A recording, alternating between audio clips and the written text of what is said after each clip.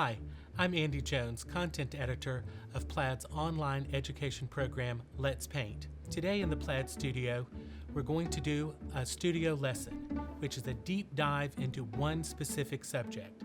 We'll do these monthly, so we might do a specific subject matter or a specific technique, but we're going to take you all the way through it in detail. We're going to be using FolkArt Acrylics to paint this winter landscape. It's got a really interesting textured background that I'm going to teach you how to make, and this background's going to do all the work for you. Your supplies are listed on the screen, and I want to encourage you to watch this video all the way through one time. Then, when you're actually ready to paint along, I'll demonstrate for you, and then you can work at your own pace at home, and then start the video again, and we can continue on through the painting. I want you to have a good time, I want you to relax. Painting should be fun and easy and not stressful. So if you're ready, let's paint. Now I'm going to show you how easy it is to create this textured background. I'm going to be using the matte Mod Podge formula, which is perfect because it is a sealer and a glue. And today we're using it as a glue. I've put some Mod Podge in a bowl so that it's easier for me to dip into and use. So just using a large flat brush, I'm going to begin to brush on a nice thick coat or a liberal coat of the Mod Podge onto my artist canvas. This is an 8x10 stretched canvas. You want to make sure that you get the Mod Podge all the way to the edge, and you don't want puddles, you just want a nice even coat. When you're selecting a canvas, make sure that you get one that is primed, that has a nice even weave to it, and that's stretched taut. Okay, going to set my brush down for a minute. Don't put it in water. And I'm going to take some wrapping tissue, and you want to just wad the tissue up into a ball, and then we're going to straighten this out. This is where all the magic happens. So straightening this out, and then I'm just going to lay it flat down on the canvas and begin to press it into the Mod Podge. You want to make sure that your tissue has a nice even amount of wrinkles in it. You don't want huge wrinkles, and you don't want tiny wrinkles. Once you've pressed it down, take your brush, pick up more of the Mod Podge, and begin in the center of the canvas and brush toward the outside edges. This is going to make sure that the tissue is completely adhered to the canvas and that your wrinkles are firmly set in place. Keep picking up Mod Podge and brushing it on the canvas.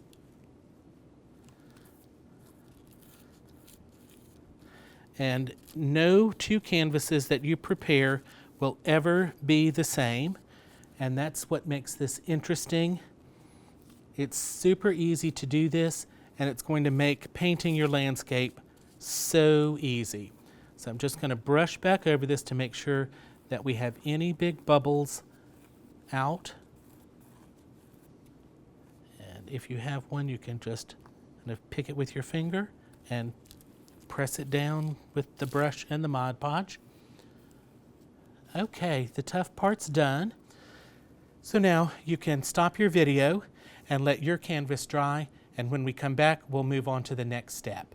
All right, now that the textured background is dry, I want you to see that I've trimmed the edges, and we're ready to put a base coat on our background. I'm going to be using FolkArt Home Decor chalk paint and the color Bavarian.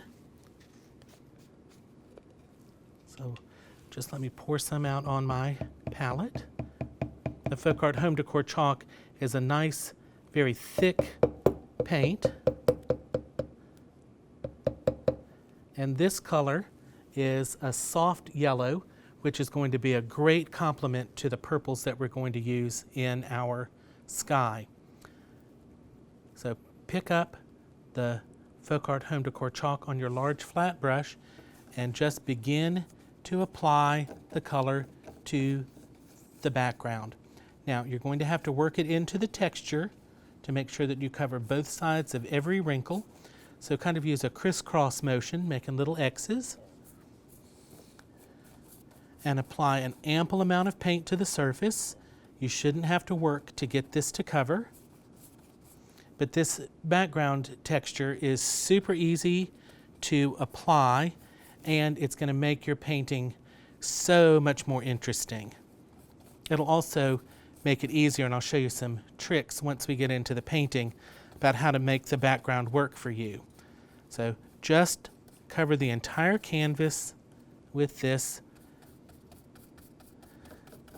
working it into all of the wrinkles, and then once you've done that, come back and lightly brush all the way across the canvas using long, light strokes. Check to make sure that you haven't missed any areas, and then when you're happy with that, you can clean your brush and let your background dry completely. All right, so we've base coated our background with FolkArt Home Decor chalk in the color Bavarian, and it's dry. So now we need to have some guidelines on our canvas to help us know where we're going to paint. So I've simply sketched a little bit of hillside on here. So basically you need a hillside and some tree trunks, and that's all you need to guide you through this painting. So on my palette, I have FolkArt Acrylics in titanium white, dioxazine purple, and pure orange. And these are the colors that we need to paint our sky and our hillside with. So let's start in. I'm going to pick up some titanium white and some pure orange, and notice that I don't dive into the center of the puddle of paint. Always pull some paint out to the edge.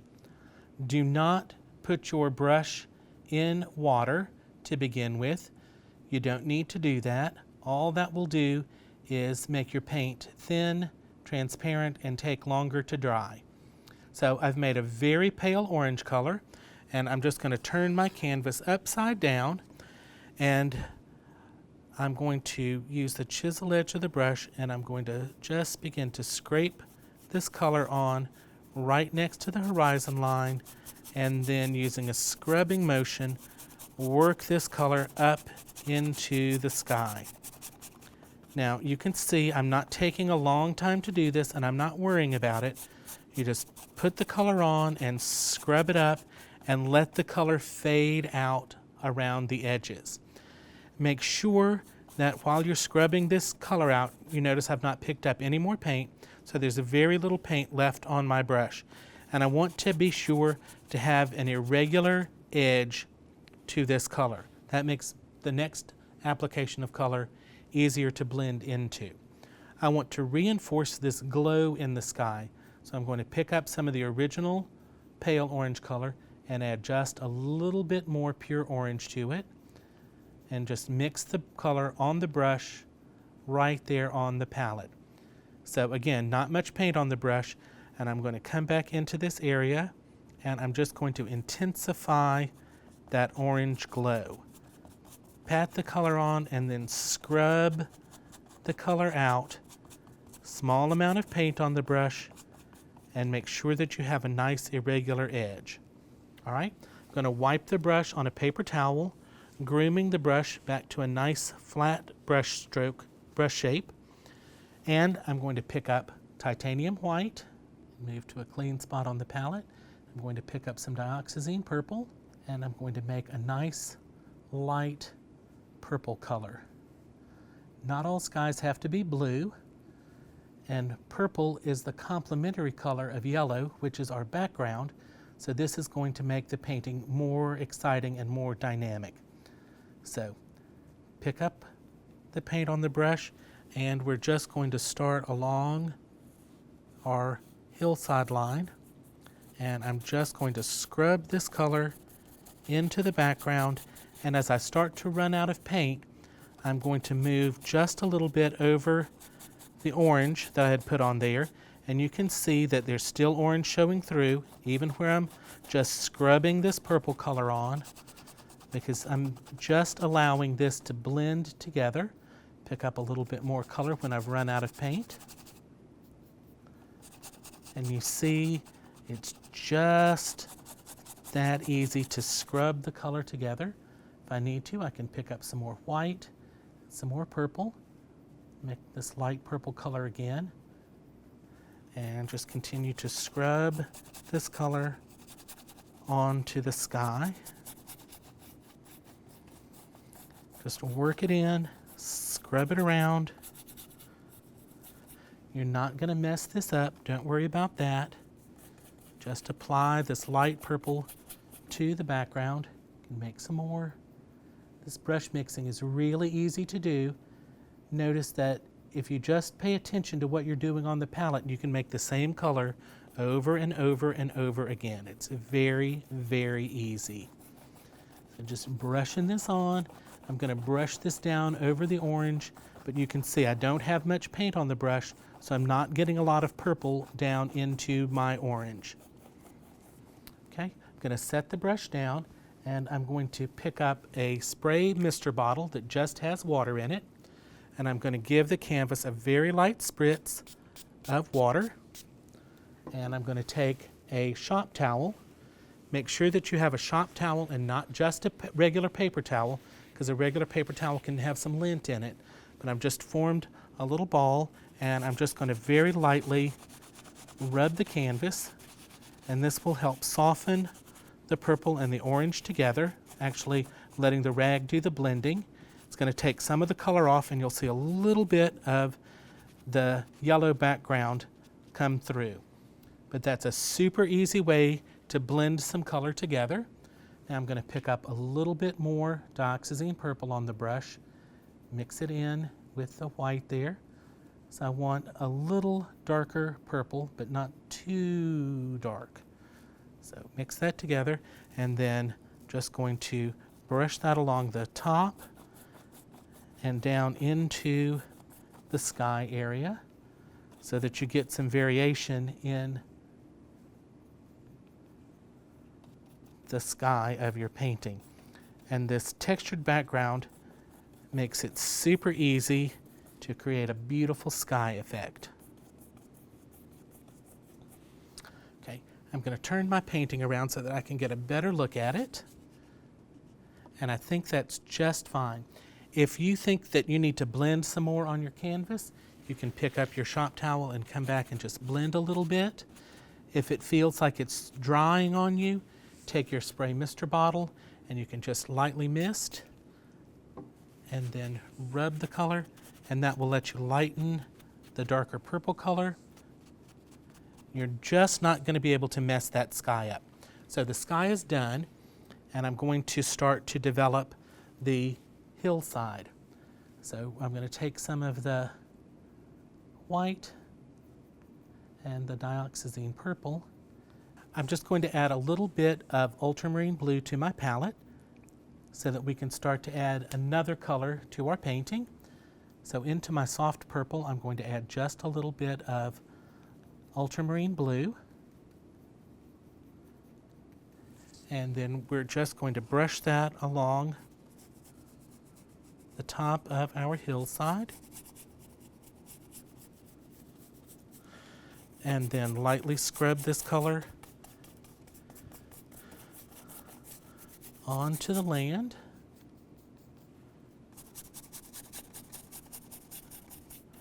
Even though this is going to be white snow, you have to have these beautiful undertones in order to have the white sparkle on top. So again, this is just titanium white, dioxazine purple, and a little ultramarine blue. Okay, now that I have that on there, I'm just going to take the spray mister bottle, lightly spritz that, take my shop towel again, and I'm just going to rub to soften this color, and that's all there is to the foreground. At this point, you can stop the video and allow your canvas to completely dry before we move on to the next step. Now that our background is completely dry, we're going to once again pick up a little titanium white And I'm just going to pick up a little bit of dioxazine purple, not very much, mostly white this time. And it looks like I'm putting a ton of paint on my brush, but mostly I'm just working the paint into the bristles. So there's not a lot of excessive paint on my brush. And in the upper left of my sky, I'm just going to form a beautiful cloud shape. And you're thinking, what? That's not a beautiful cloud shape. It will be in just a minute. And maybe put a little cloud over here.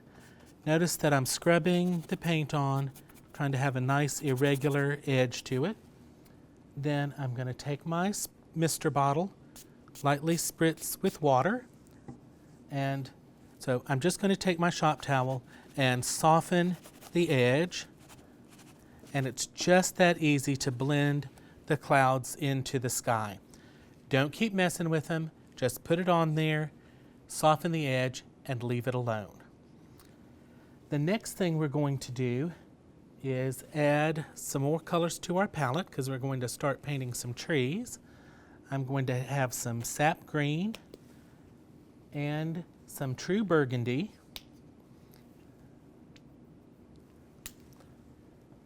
And I'm going to set the big brush in my brush basin, and I'm going to take my smaller brush, which is a 1/2 inch flat brush, and I'm going to take some sap green and thin it out.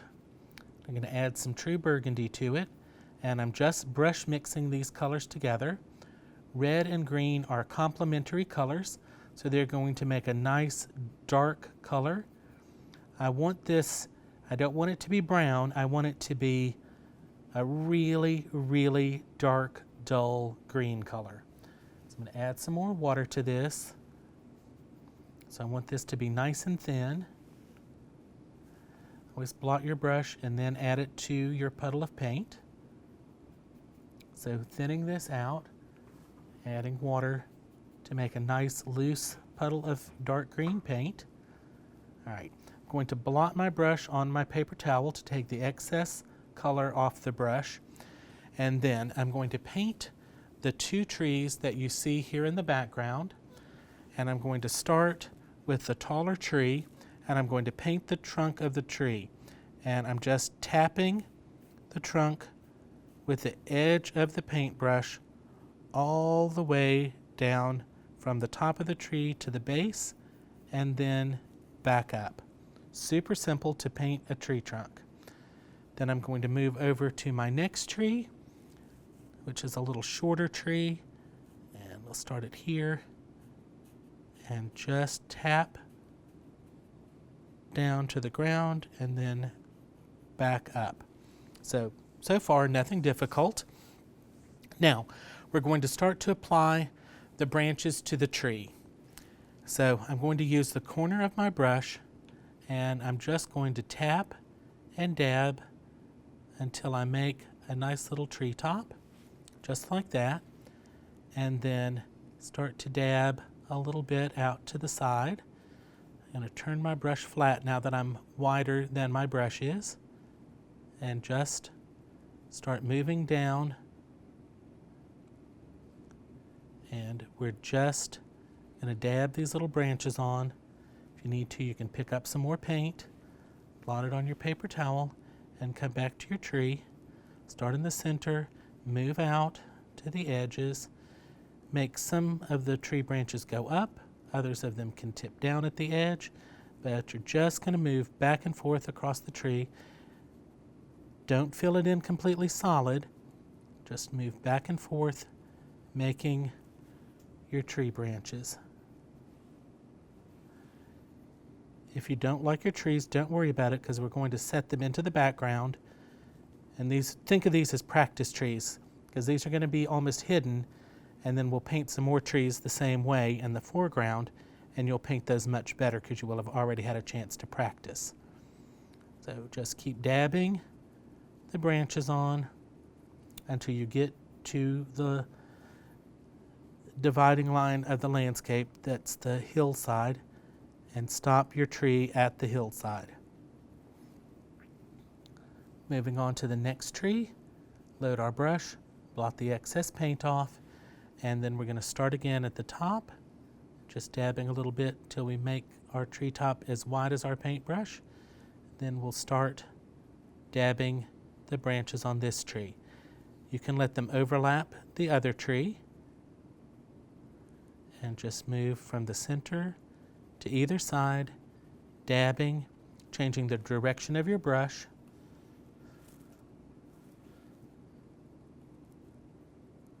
I'm not trying to paint individual pine needles, just the idea of the tree. Try to think tree shapes while you're doing this. Just going to add a little bit of height there. Okay, so now that I've established the shape of the trees, I'm fairly happy with the way they look. I'm going to pick up a little more sap green, a little more true burgundy, mix these colors together on your palette. Again, you want a dark, dull green color. If it's not dark enough, add a little bit more of the true burgundy to it. Now, this time I'm not adding as much water to this, and I'm going to start on the tree at the center and just kind of darken the tree and carry some of the dark color out to the edge, but I want to concentrate this along the main trunk of the tree.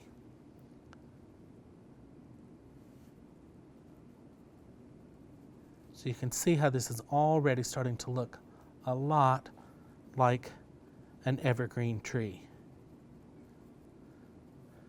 And I haven't done anything that requires a lot of skill. It's just dabbing the brush up and down, paying attention to leaving some space between some of the branches, having some of them go up and some of them tip down. I'm going to make another little pile of my dark green mixture with sap green and true burgundy. Mix those together right on your palette. And we're going to move on to the other tree and do the same thing, concentrating the dark color across the trunk, but letting some of it carry out to either side. Just lightly dabbing on the edge of the brush, picking up paint as I need it. Again, just try to think tree shapes, and you want the darker color to stay along the trunk area. All right, those two trees are done. So don't keep messing with it once you've finished your tree. You can actually stop when you're finished, leave it alone, and we need to let this completely dry before we move on to our next step. So I'm going to put my brush in water. We'll dry this and we'll be right back. Okay, so our trees are now completely dry. I'm taking my large brush and just wiping out the excess paint. I'm going to pick up some titanium white and some dioxazine purple, mix it together on the palette. I want a color similar to what we had in the background when we originally started painting. So a nice light purple color. And we're going to make these trees disappear into the distance. So before I go crazy, I'm just going to touch the brush down and see that the color's pretty close to what I had. It might need a little bit more purple in it. And then I'm just going to hide my trees. So just brush this on. Don't freak out. Now I'm going to take my shop towel and once again let the background and the shop towel work its magic, and we're just going to scrub a little bit, and you can start to see the trees. If I need to, I can take my spray mister bottle and lightly mist with some water and take my rag and come back and blot a little bit off. Again, just spritz and use your shop towel to rub and blot. And this wonderful texture is hiding part of the tree, and you can see part of the tree there is hidden just with the color and the weave of the canvas showing through. So I'm just going to leave that alone. And we're going to start to work on our hillside a little bit more. So I'm going to pick up some white, a little dioxazine purple, and just a little bit of ultramarine blue. And I'm just going to scrub a little bit of this color on so that I have little variation in the land from the sky. Just scrub this on, nice and easy. If you can clean a kitchen countertop, you can do this painting. It's all a lot of scrubbing. Okay, so that's enough of the hillside for right now. So I'm going to shift back to my 1/2-inch brush, and we're going to go back to our sap green and our true burgundy. I'm going to make the same dark green mixture. We're going to thin it down a little bit, and we're going to start painting the foreground trees. I'm going to loosen this up with a little bit of water.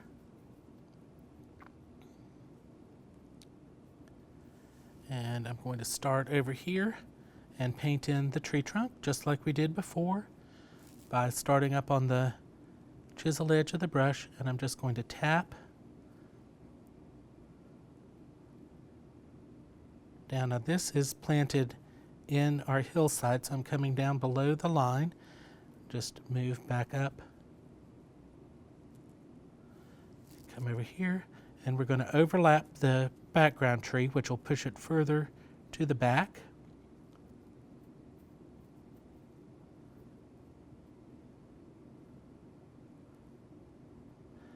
So start at the top, go down, and then back up. Let's add another tree over here. And you can add as many or as few trees as you want to. I would think your painting will look better if it's not a completely crowded forest. And then we've got these little baby trees here in the foreground, and we can go ahead and establish their trunks. Okay, now, just like we did before, we're going to start to paint the branches on the trees using the corner of our brush, and we're just going to dab to establish the top of the tree. And then once we've made that as wide as our brush, we can turn our brush onto its edge and start dabbing, moving across the trunk. Some of these branches will go up, some of them will go down. Remember to leave some space between them. You don't have to fill everything in. And just continue to dab from side to side. It's better if you leave a little extra room than to fill it in too solidly. You can always come back and add more paint. We can get rid of paint, it just takes a little bit more trouble to do that. So we're just dabbing across the trunk. Some of these need to curl up, others can tip down. The main thing that you want to have is some variety in the branches. You don't want them to all be the same.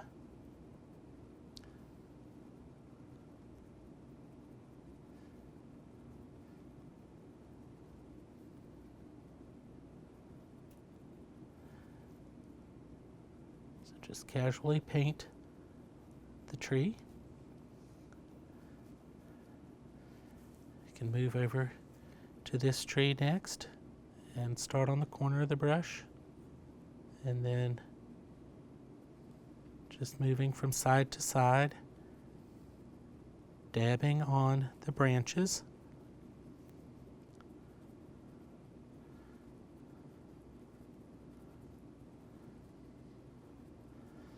Making sure to have a little variety as you move down toward the bottom of the tree. Load your brush again with paint, and we're going to start right here, dabbing on the top of the tree and then beginning to add the branches as we move from side to side. And you can see how the trees that we painted earlier, how they're receding into the background because they're lighter in value, and there's contrast with the tree in front, which helps settle them further into the back of the painting. If you need to mix some more paint, it's sap green plus true burgundy. Make sure that it leans toward the green side. We're not painting red trees today. So pay attention to what you're mixing on your palette. And add a little water to thin it down. You want the paint to be nice and loose for this. Okay, we've got our two little baby trees to do. So start dabbing, and then once it's wider than your brush, turn your brush onto the side.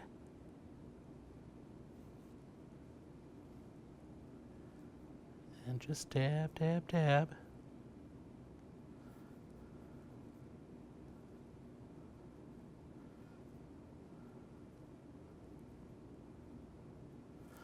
Okay, let's come back to where we started. And we're just going to darken the center of our tree, just like we did before.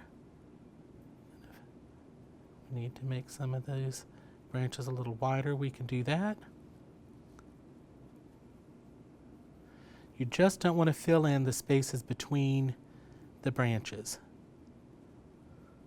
I want these trees to have nice dark center areas.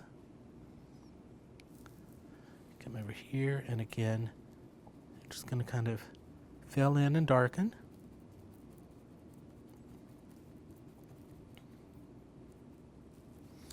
And don't play with these too much, or you'll fill them in too solidly. Just want to make sure that your trees have a nice evergreen shape to them. And I think those look pretty good for right now. Well, now they look great. Okay, so I'm going to just set my brush down, and I'm going to add a couple of colors to my palette. I'm going to add some yellow citron, and I'm going to add a little aqua, because we need to have some brighter colors in this.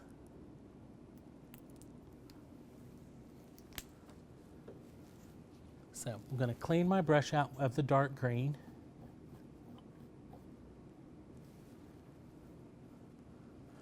And I'm going to pick up some yellow citron on my brush.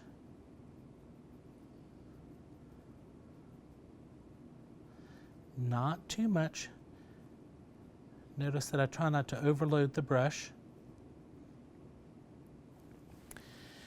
And I'm just going to dab on some little highlights, more on the right-hand side of the tree. So I can have a little bit of a highlight up here, and then just more on the right-hand side of the tree.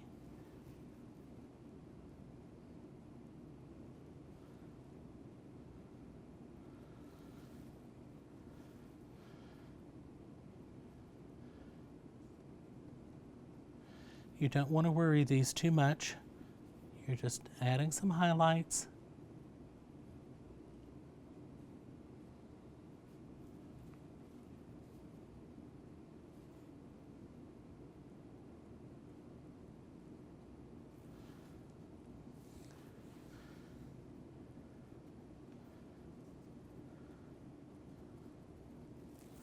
I'm going to pick up a little aqua. Did not clean my brush out. Going to add some aqua highlights. And the shape of the highlight doesn't always have to be just a line. It can be a little bit of a dab here and there. If I want to make some of those brighter, can add a little bit of white to that to lighten this color up.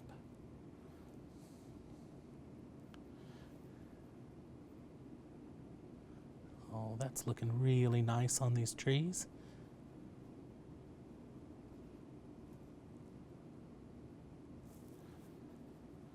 Don't want to get too carried away with that, just to add some interest here and there. Okay, gonna set that brush aside for the time being.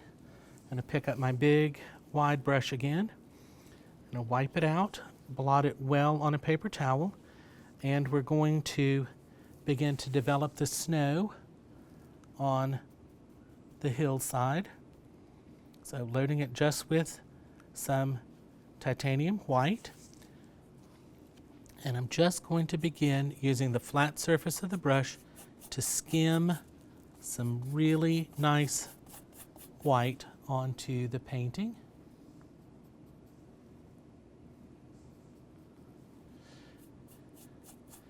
And make sure to put some white underneath the trees, a little bit back there along the top of the hill.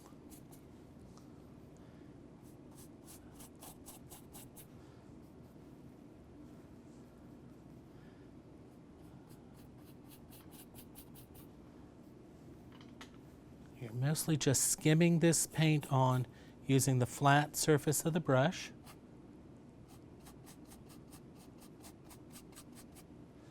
You can see that the texture is allowing me to build instant shadows, not having to work to create interest in the snowy hillside because the texture is allowing some of the yellow to show through. You're seeing some of the purple show through.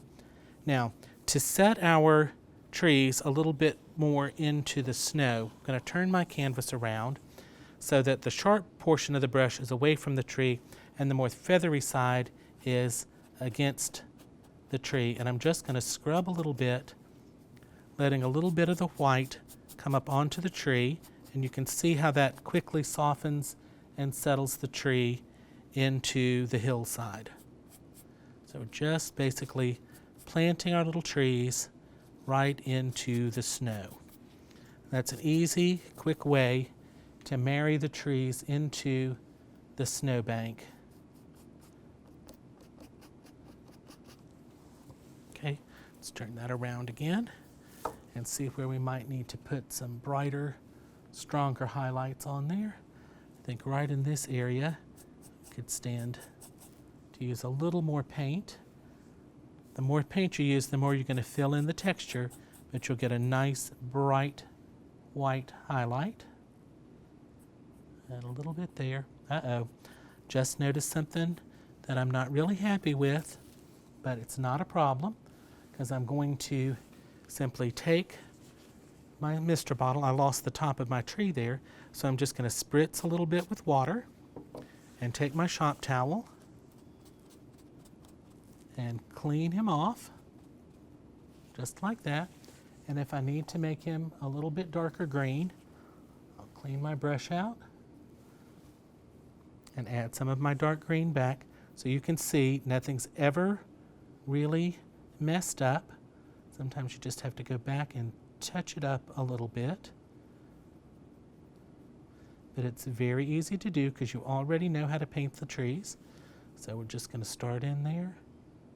Turn our brush over, and now we've got our little tree back. Now, since it is a snow scene, I think we should have some snow falling from the sky. So the best way to do that is using an old toothbrush. So we're going to spatter this painting. So I'm going to dip my toothbrush into water. I'm going to pick up some white paint and just make a little puddle of thin white paint on my palette. I think we also need to add just a little tiny bit of dioxazine purple to this, because we don't want just harsh white snow on our painting. All right, now, before you go to spatter your painting, I think it's best that you do a little bit of a test on your palette to spatter and see how big your snowflakes are going to be. Some of these are pretty big, so I'm going to blot my toothbrush just a little bit and I've got a finer amount of snow. So coming onto your painting, starting in the sky, add some snow, and then you can come down and you can see how pretty it is when you add the snow over the darker colors.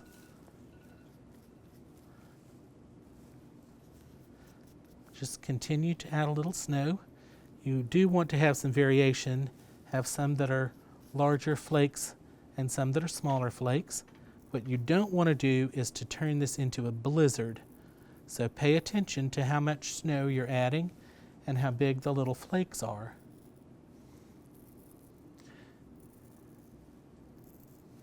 But it's just that easy to create a nice winter landscape. Thanks for joining me today.